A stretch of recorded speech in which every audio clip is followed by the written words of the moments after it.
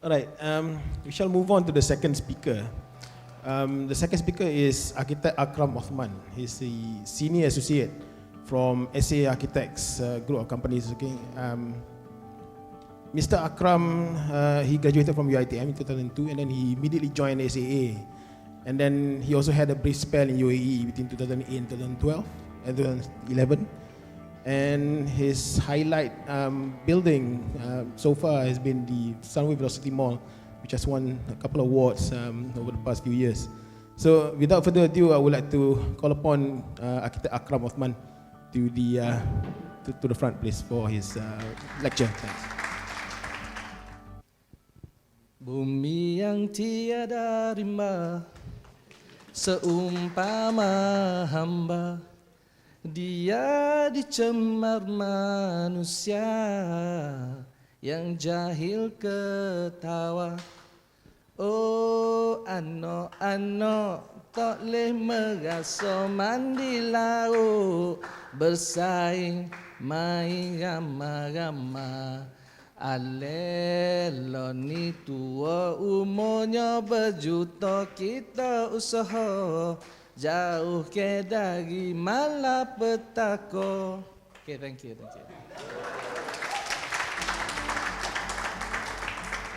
Just for your information, just now it was raining outside, so it's not because of me, it was raining earlier. Okay, why I sing this song is actually they say I have to speak for 20 minutes, so I thought that maybe by singing I can take off 2 minutes of my time. Or maybe I should sing the whole song so it takes 5 minutes of my time. No, sorry. The reason why I sing is because this is a famous song by Zana Abidin, Dato' Zana Abidin. I mean, for my generation, almost all my generation knows about this. I don't know about the younger generations, maybe they don't know. So what it says is all about what happened to the earth if we don't preserve it. What happened if we keep polluting the earth, that our younger generation may not be able to cherish what we have now, the greeneries, the clear water, river water, and so on and so forth. They might just have to read about it in science fiction books.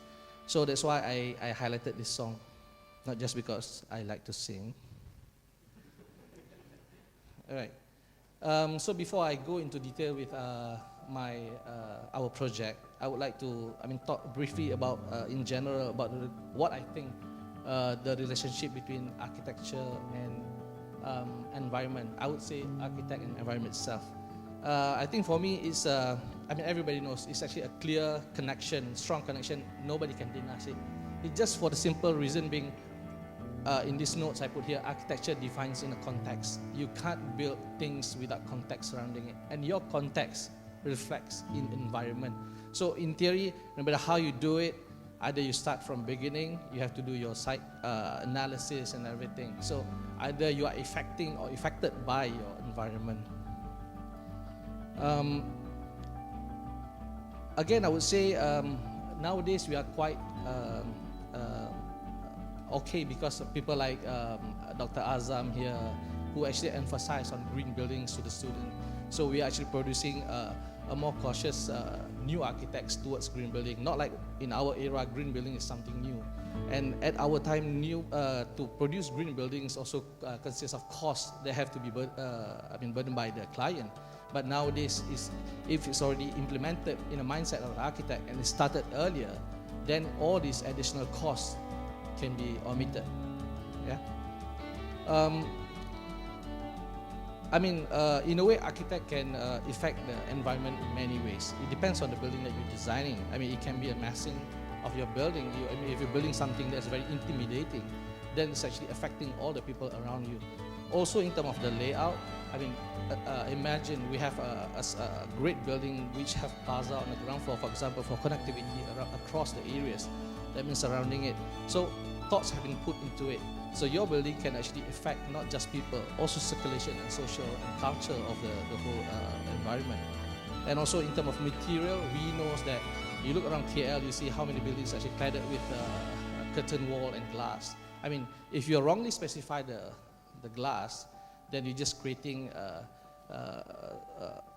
something that I call like microwave for the urban fabric itself. Yeah.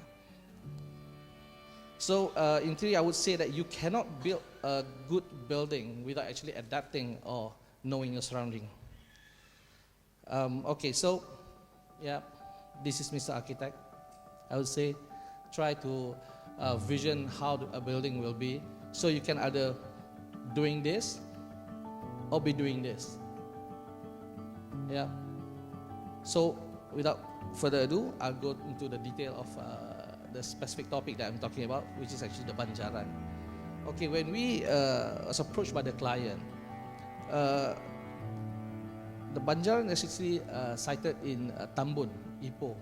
Not much people know about it. But the good thing about this site is actually an extraordinary site, because the site itself is actually surrounded by 3 limestone hills. And actually it's not far away from development, housing development and commercial development next to it.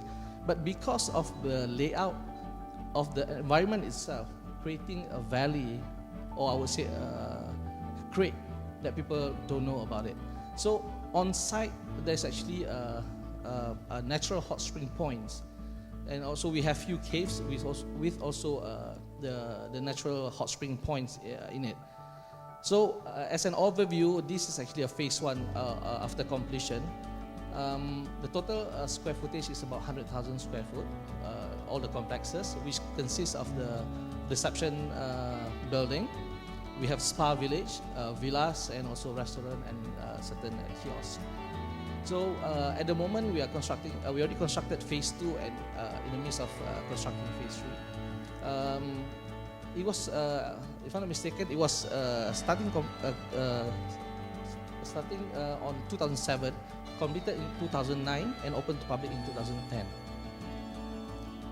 So again, this is a view that you can see what I meant by that location is actually not far away from civilization. So you can see the urban fabric on the other side, and how this is designed to suit the environment that makes it sits properly within the site context itself. Again, another view, aerial view of phase 1. So we are building on this site now, phase 2 and phase 3. Just an overview of the whole layout. So when we are approached by the client, we are lucky because this client is willing to spend a bit, just to make sure that this become a luxury resort, which actually built around, not just built around the existing environment, but tapping into the opportunity or the quality that the site itself presents to you, which in this case is actually the splendid view of the 3 limestone hills and the natural hot spring that was on site itself. So I think I will show this Banjaran development by segments. So I will go with the reception building. So this is the building, when you arrive at the Banjaran, this is the first building that you arrive at. So how we design this is actually we try to promote purely because we want to make sure that this building is green. So the design itself taking account into courtyards. So what we introduce here is a series of courtyards. Plus we also actually created water features. So this by itself creating a passive cooling system for the whole building. So if you can see in this layout, there is actually minimal spaces that is enclosed, which is actually the office and a few retail areas. So these are only the air-conditioned areas. The rest is actually using fans and natural ventilation. So I can actually show in this diagram. So the water bodies actually provide passive cooling system for the whole complex. So the open plan contribute to the cross ventilation, and also we use a minimum use of walls. Some green active system that we also provide here is actually the rainwater harvesting, but the rest is actually passive system, which we create by designing the layout itself. So this is, I think, what Dr. Azam was mentioning earlier. If we can put the thoughts during the designing stage, then we can design something with no cost to create it to be a green building, or I would say energy efficient building. So one of the things that we automatically create also by doing this sort of layout is actually what we call a delayed experience. So as you approach the main building, this is what you see. Then as you pass by the segments, you see a series of courtyards into the building. Also again, courtyards and water features. But what architect cannot defeat, what environment gives you is this thing. So once you pass by the reception building, environment gives you a splendid view. I mean, it's a natural view of itself. So imagine in the morning, this is actually a very nice view because you can see all the steam on the water body because the water is actually hot, or I would say warm. Yeah. So again, images of the completed phase 1 of the Banjaran, and some images of how we actually carried through the concept and the layout throughout all the components of the development, which is actually the restaurant and also the villa, which I will talk about in a short while. So again, we all know that as an architect, not just the layout, the material also play a role in creating a green building. So what we try to do here is actually we try to reuse whatever material that we can, which we can find on site. Previously, there's actually a building on the site, so whatever material that we can reuse, we recycle, and whatever material that we can find, we try to find within the closest vicinity. So for example, like this one here, the stone is actually from the site, and you can see the recycle sleepers, track sleepers that we try to recycle. Even the pots that we use, we actually get it from nearby, which is actually Kuala Kangsar, Manung. So not just we try to preserve in terms of environment, we also try to have this small scale industry of the local area. So if you can see here in our photo, for the roof we use actually a thatched roof. Originally we want to use a thatched roof imported from Bali, but during that time the Indonesia authority prohibit thatch from Bali to be exported out. So we have to seek for local resources. So what we did is we use kelapa sawit thatch roof. But I mean, no matter how much you try, end of the day we are defeated by the environment because after 4 or 5 years, the thatch roof becomes so brittle that it actually falls down and starting to clog all the outlets. So if you go to Banjaran now, what you will see is actually shingle roof replacing the thatch roof. So again, the pots that I was mentioning that we use from the surrounding area. Okay, just a photo of the construction during the construction period. So if you can see the villa at the back there, actually we placed the villa carefully to avoid all the big trees or the mature trees. We only try to cut down all the non-mature or the small trees there. So the villa layout is actually located or slot in between all those existing trees. So now I'm going to talk about the villa. Just a quick diagram to show again the concept of the villa layout. There are a few numbers of villa layout. This is one of it. So again, the same concept that we carry from the reception building, we carry throughout here, which actually, if you can see, there's a minimal closure or compartment of the whole villa. As you can see, the only air-conditioned area is the sleeping compartment, where else the lounge or the living room and also the deck all actually using natural ventilation. So by doing this, we able to create a very porous architecture. So what we achieve from here also is actually because the architecture is so porous. I mean, the line between what's inside your villa and what's outside is very fade. So as you can see here, it looks like the whole villa is actually seated nicely with the backdrop of the limestone hills. Again, a view of the villa. Okay, the caves. One of the special thing in this site is actually they have series of caves in there. So it was closely studied which caves is actually empty and which cave is actually inhabited by bats. So they noticed only the 4 caves which are actually not inhabited by bats. So these are the 4 caves that we actually refined, or I would say refurbished. One of the caves actually have its own hot spring, natural hot spring point. So this cave is actually developed into a steam cave. But what we did, because we enlarged the cave a bit, because the cave is not so big, so we enlarged it a bit. Then we create a timber deck inside it, which allow the vapor or the steam to go through it. Then it creates a natural sauna by itself. Not only that, what we did also, we use this as a feature. So we pump up the natural hot spring water to the top of the cave and let it down as a feature, as a waterfall. But by doing this, we are again creating a passive cooling system, which by the time the water drops down, is actually cool enough to be used by the people there. So when the water flow into the pond, it's already cooled down to a certain level where you can actually use it. One of the points I would like to highlight here, we actually use the natural hot spring for all the villas. There's two sources of the hot water in the villa. One is actually using the natural hot spring. Another one is actually using the what you call it? Solar cell heated water. So this one is directly to your outdoor jacuzzi. It was tested and the water is clean enough to be used, so no problem.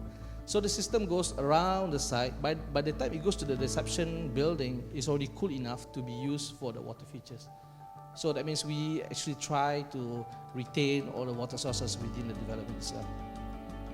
So a view of the sauna cave that we're talking about just now.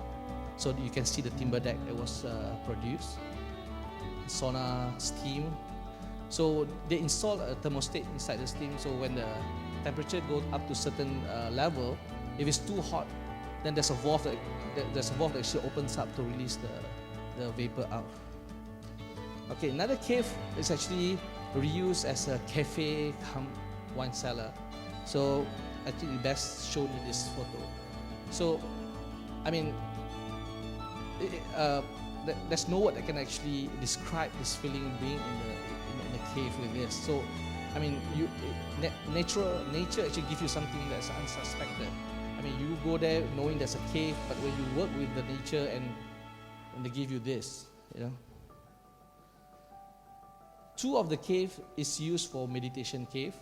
I mean, this is one of it with some extra lighting inserted. Yeah. So again, what I would say about this photo is that, you know, when you work with nature gives you something. I mean, this is something that you cannot buy. This is something that you cannot create. This was created like 100 or 1,000 years of period. So it gives you that and it gives you this. So I just like to highlight is how important for you to actually, for us to actually build something that's actually incoherent or in harmony with the nature. Right, some photo of before and after. So you can see the top one is actually, there's one building that it was demolished. Then some of the material is actually reused for the development. And the cave, before and after it was refurbished. So I think the highlight here is the balance. The balance means that you have to balance between profit, creating a profit or responding to economic demand, and actually respecting and respond to the environment. So some of the awards I received, I just flash it. The awards just give us a good feeling that we are doing something right. So again, I would stop my presentation with this photo showing how, even though in close proximity, you can have a totally different experience by just the way you design the whole development. So with that, okay, I reached my case.